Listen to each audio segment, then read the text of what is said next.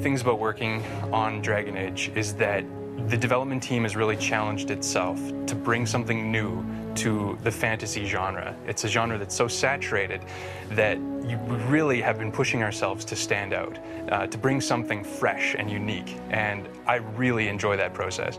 Ferelden itself is actually kind of almost a barbaric nation, not too far away from being really uncivilized. It's a land that was occupied by the Empire of Orlais, which is its neighbor, for a generation until it finally broke free, and all of a sudden the blight begins. So suddenly this nation that's just starting to get its feet now has to deal with a crisis that threatens to destroy it.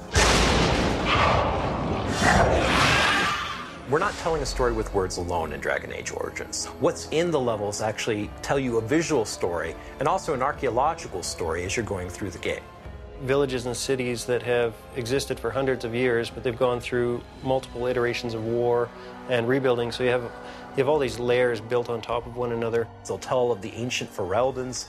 They'll tell of the strife with the Tevinter Empire long ago. They'll tell of the great, wondrous battles that have taken place, and you're just now walking through the sort of the ashes of these great conflicts.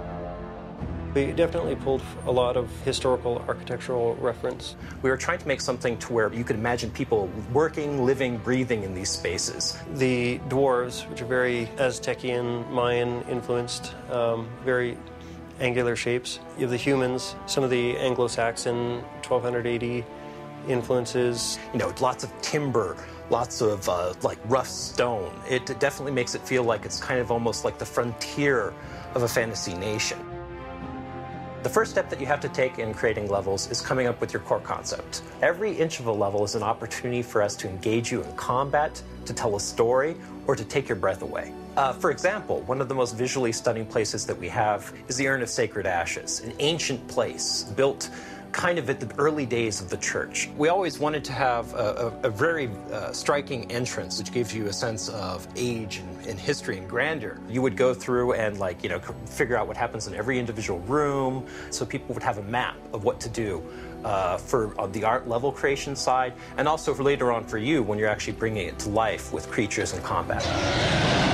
So one of the huge advantages we had on Dragon Age Origins was the fact that we were able to do a lot of early development in the Neverwinter Nights engine. This is the Urn of Sacred Ashes, the way that we built it in the Neverwinter prototype. We wanted to make sure that the gameplay, the story, and all the design elements really worked and fit together. And now we'll show you what it looks like in the final game. And as you're about to see, this is the same entrance in the Dragon Age engine. That whole process can take, on a small level or a simple level, could take a week, where some of the more complex ones can take months and months and months. You know, that's a huge undertaking. Ferelden is just one country on the main continent in Dragon Age universe, so there's certainly a lot more to explore and talk about in the future.